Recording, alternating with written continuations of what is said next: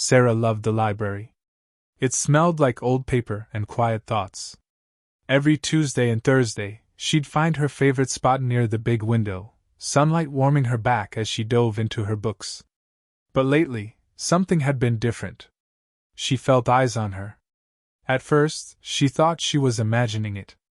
Maybe it was just the usual library bustle. But then she noticed him. An older man, always sitting in the same armchair across the room.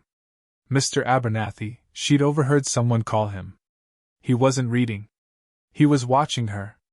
It wasn't a creepy stare, exactly. More like a lost gaze. He seemed sad, maybe even lonely. Still, it made Sarah uneasy. Weeks turned into a month, and the feeling grew stronger. Curiosity mixed with a little bit of nervousness. She started noticing small things about him. The way he always wore a tweed jacket, the silver of his hair, the way he sighed softly when he looked out the window. She found herself glancing up more often, catching his eye before quickly looking away. Was he a lonely old man? Was he a secret admirer? Her imagination ran wild. Finally, she decided she couldn't take it anymore. She needed to know. She started planning her approach.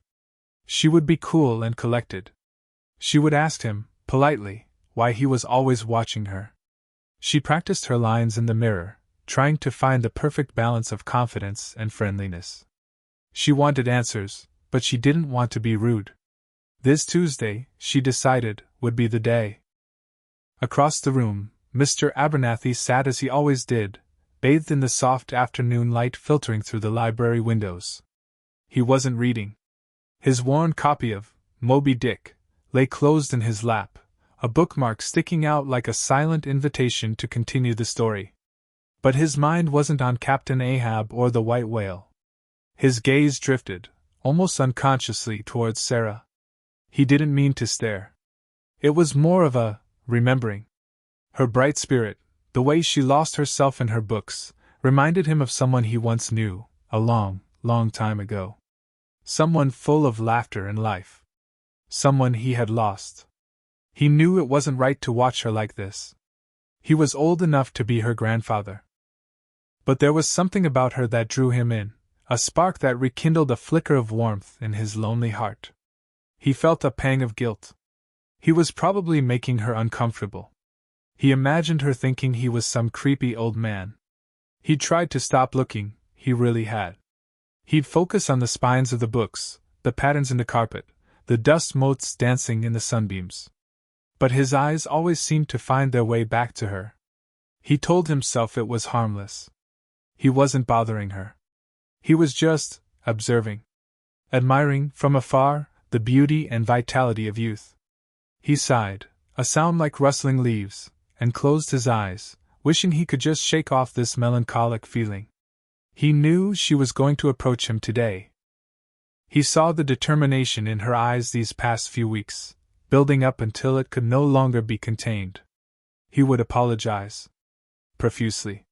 He would tell her he meant no harm. And then, he would try his best to disappear from her world completely. Tuesday arrived, and with it, a strange mix of dread and excitement fluttered in Sarah's stomach. She chose her outfit carefully, not too dressy, but not too casual either. A simple blue dress and her favorite cardigan. She wanted to project an image of approachable confidence.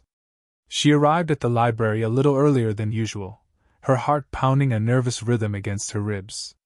Mr. Abernathy was already there, in his usual spot. She took a deep breath and headed for her usual table by the window, trying to act normal. She pulled out her book. Little Women! But the words swam before her eyes. She couldn't concentrate. She glanced up at Mr. Abernathy. He was looking out the window, his face etched with a deep sadness. She felt a pang of sympathy for him. But she couldn't let that stop her. She needed to do this. She closed her book with a snap. Okay, time to go. She stood up, smoothing down her dress. She walked towards him, her steps feeling heavier with each stride. She replayed her carefully rehearsed lines in her head. Excuse me, Mr. Abernathy? I've noticed you've been looking at me lately, and I was just wondering. She added a playful smirk to her face, hoping it would soften the blow, making her seem less confrontational and more curious. She hoped it looked natural. She practiced it in the mirror a dozen times last night. She was close now. She could feel his eyes on her, even before she spoke. Here we go. It's now or never. Excuse me, Mr. Abernathy? Sarah said, her voice coming out a little breathier than she intended. The playful smirk felt plastered on her face, like a mask she couldn't quite control. Mr. Abernathy startled, his head snapping up. His eyes widened slightly, and a flush crept up his neck. He looked genuinely surprised, like a deer caught in headlights. He blinked a few times, as if trying to focus. Oh, he stammered, pushing himself up straighter in his chair. Sarah, isn't it? I didn't see you there. Liar, Sarah thought, but she kept her smirk in place. I've noticed you've been looking at me lately, she said, keeping her tone light and curious. Is there something I can help you with? He looked away, his gaze dropping to his hands, which were clasped tightly in his lap. He seemed to shrink in on himself, his shoulders slumping. The sadness she had seen earlier was even more pronounced now. He opened his mouth to speak, then hesitated, as if searching for the right words. The silence stretched between them, thick with unspoken feelings. Sarah held her breath, waiting. This was it. The moment of truth. What was he going to say? What was his reason for watching her? She felt a strange mix of anticipation and apprehension. The playful smirk wavered slightly, threatening to crumble. She hoped she could keep it together, no matter what he said. She was ready for anything. Or so she thought. Finally, Mr. Abernathy spoke, his voice barely a whisper. I apologize, Sarah. I didn't mean to make you uncomfortable. It's just that. He paused, searching for the right words. I thought you were younger. Much younger. Sarah frowned, confused. Younger? What does that have to do with anything? He shifted in his seat, his discomfort palpable. Well, I wouldn't want anyone to think I was, some old man bothering a child. He looked up at her, his eyes filled with a desperate plea for understanding. I would never do anything to hurt you, Sarah. Please believe me. The playful smirk completely vanished from Sarah's face.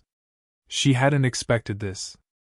She had imagined all sorts of scenarios, but this hadn't been one of them. He wasn't creepy. He was worried about being perceived as creepy.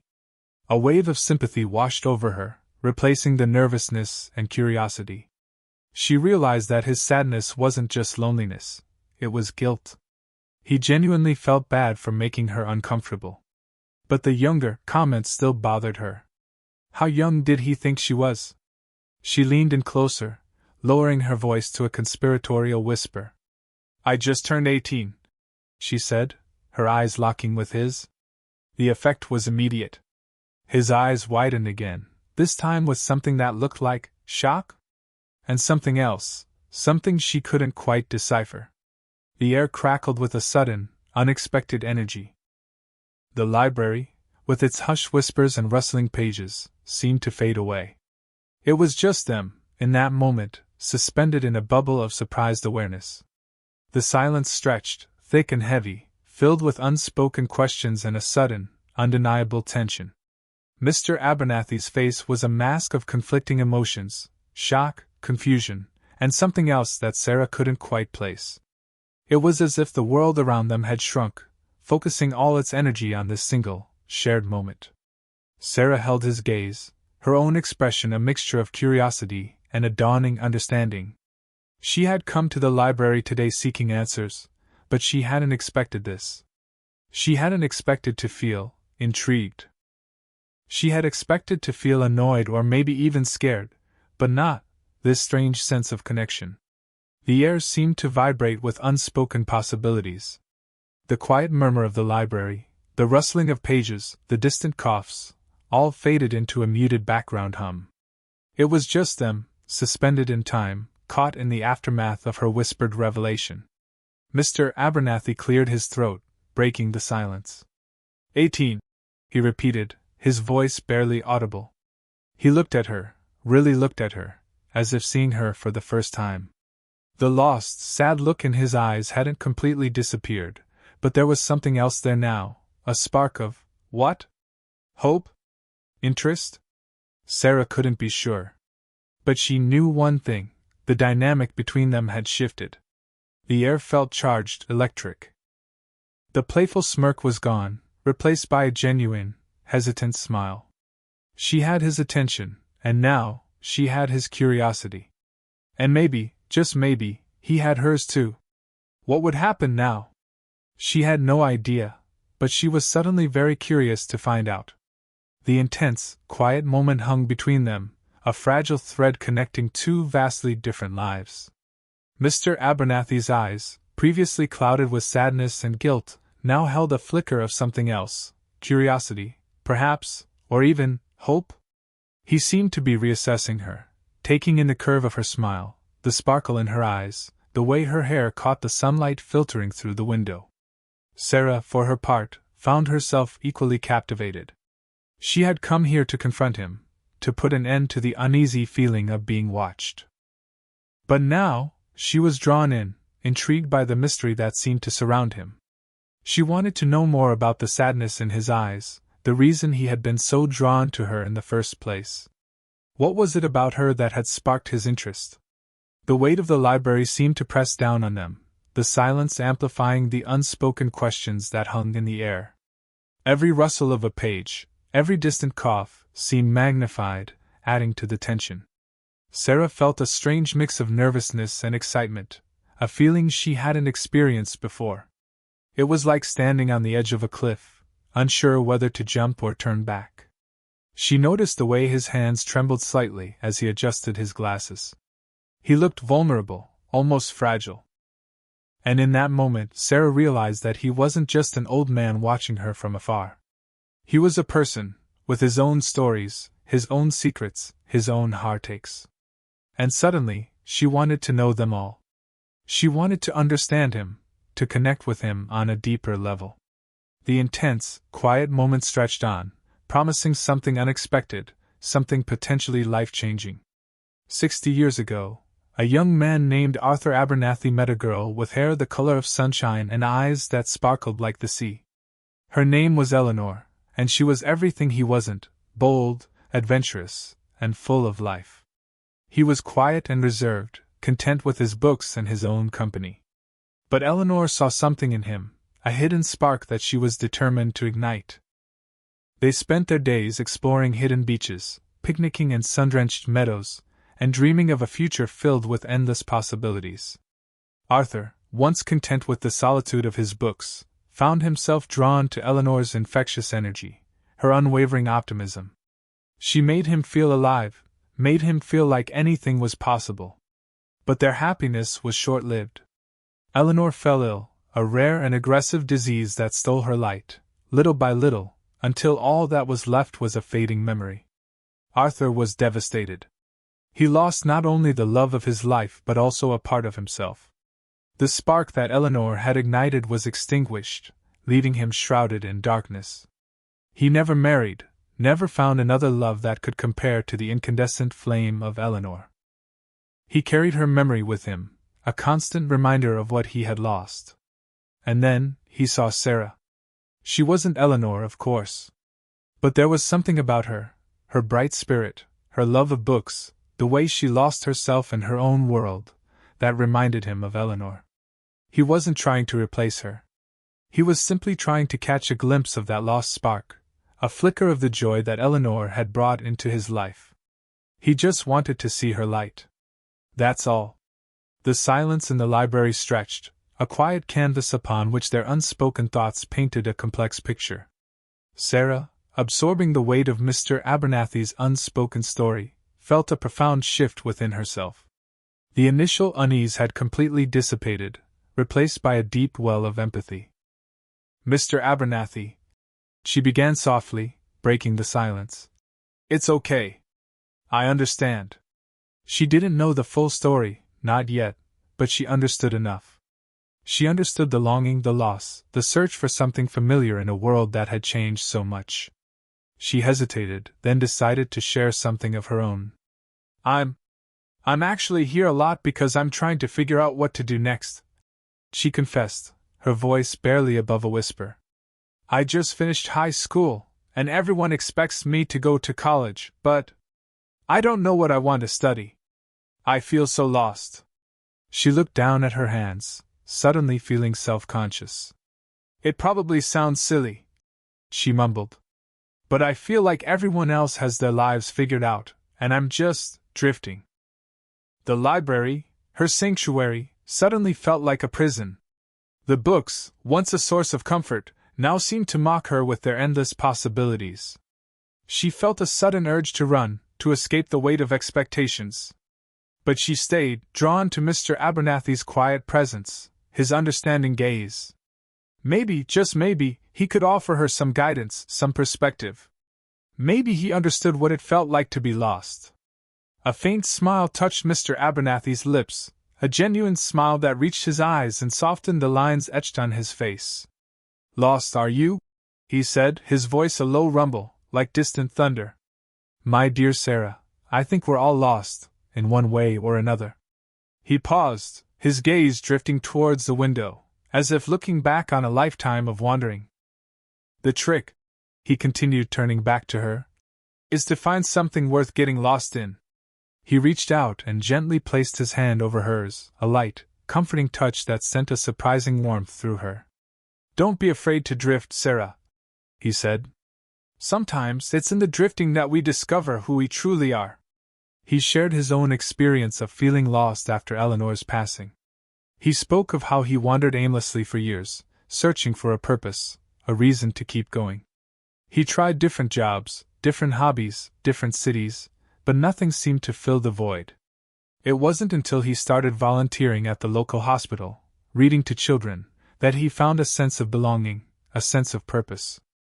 Sometimes, he said, the greatest discoveries are made when we least expect them, when we're not even looking for them.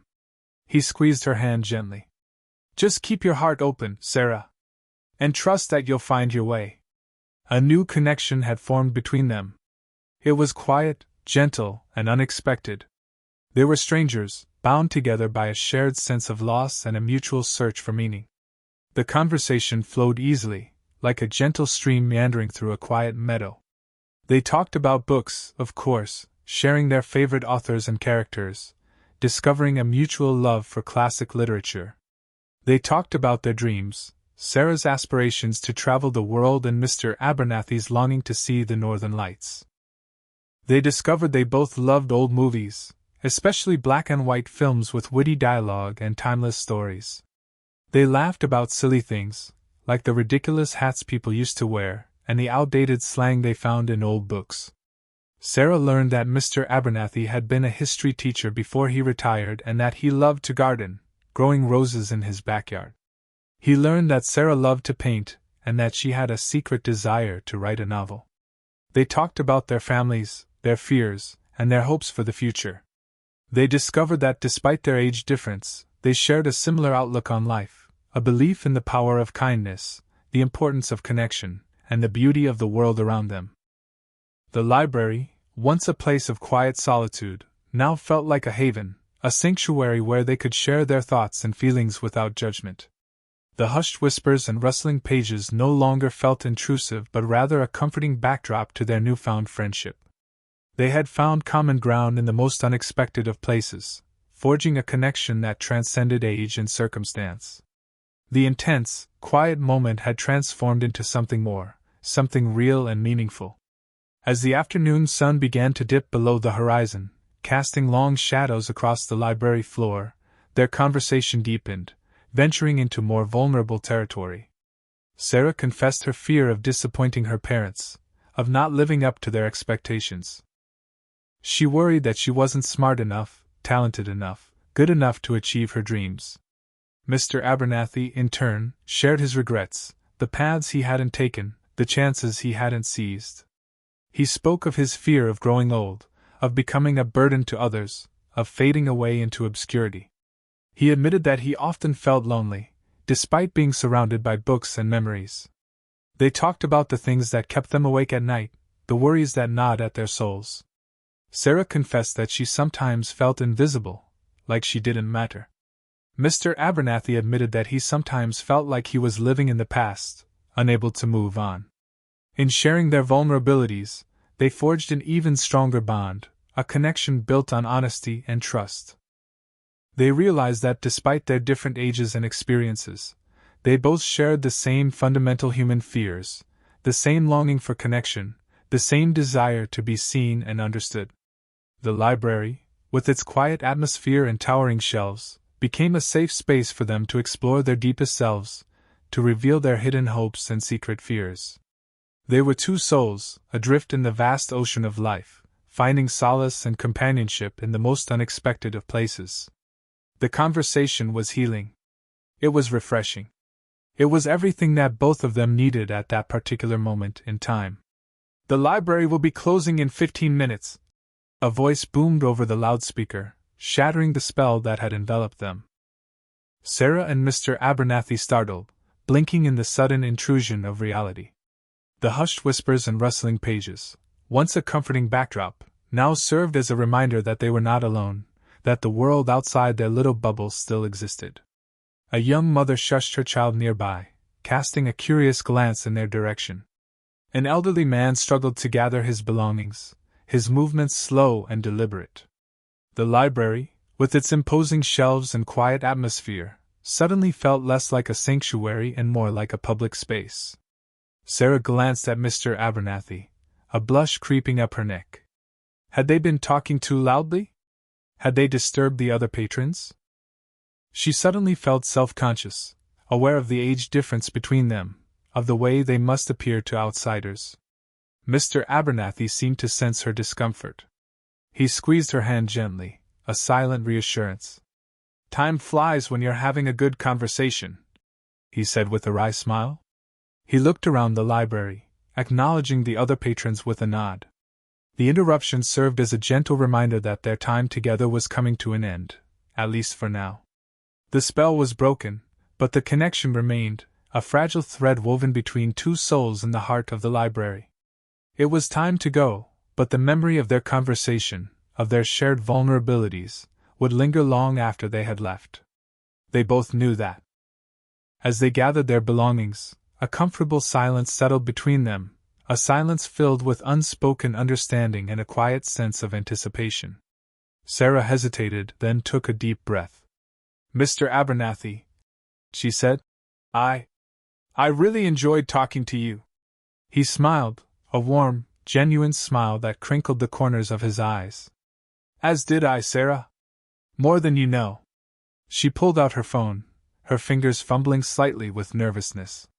Would you like to maybe do this again sometime?" she asked, her voice barely above a whisper. Mr. Abernathy's eyes lit up. "I would like that very much," he said, his voice filled with a warmth that mirrored her own. They exchanged numbers, a simple act that felt surprisingly significant. It was a promise, a commitment to continue their conversation, to explore the unexpected connection that had blossomed between them. They agreed to meet again next Tuesday, at the same time, in the same spot. As they walked towards the exit, Sarah couldn't help but feel a sense of excitement bubbling inside her.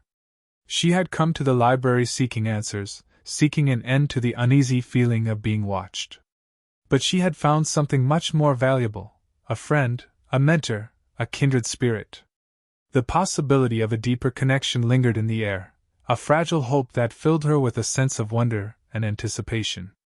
The future was uncertain, but for the first time in a long time, Sarah felt a sense of optimism, a belief that anything was possible. The library doors opened, and they stepped out into the twilight, leaving the promise of a new beginning hanging in the air. The twilight air was cool against Sarah's skin as she walked home, the library's promise of quiet still echoing in her mind. She replayed the afternoon's events in her head, each moment vivid and clear. The initial unease, the nervous anticipation, the surprising revelation, the unexpected connection, it all felt like a dream. She couldn't shake the image of Mr. Abernathy's face, the sadness in his eyes, the gentle curve of his smile. She wondered about Eleanor, the woman who had captured his heart so many years ago. She wondered about his life, his regrets, his hopes for the future.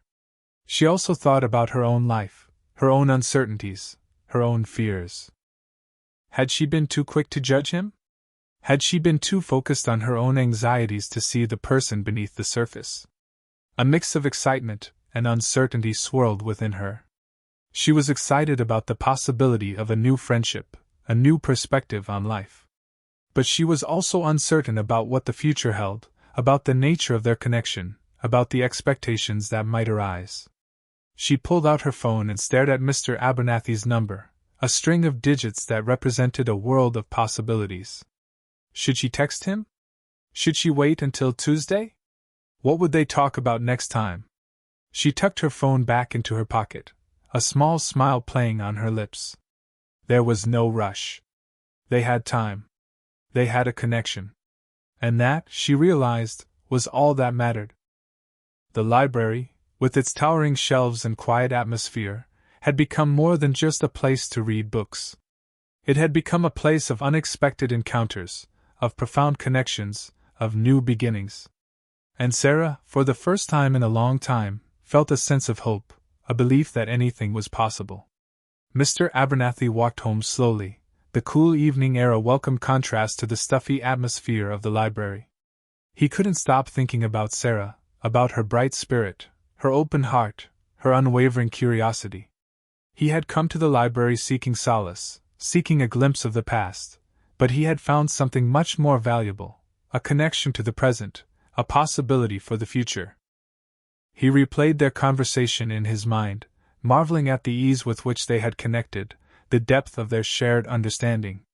He had been so afraid of being judged, of being perceived as a creepy old man, but Sarah had seen past his age, past his sadness, past his regrets.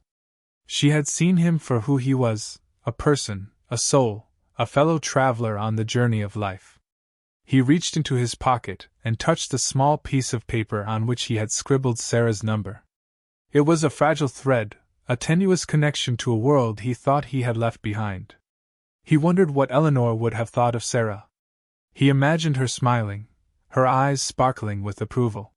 He smiled to himself, a genuine smile that reached his eyes and warmed his heart. He had spent so many years living in the past, clinging to memories, shutting himself off from the world. But now, thanks to Sarah, he felt a flicker of hope, a sense of possibility.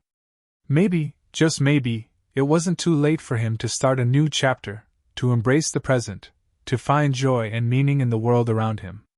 The library, once a place of quiet reflection, had become a catalyst for change, a portal to a new beginning.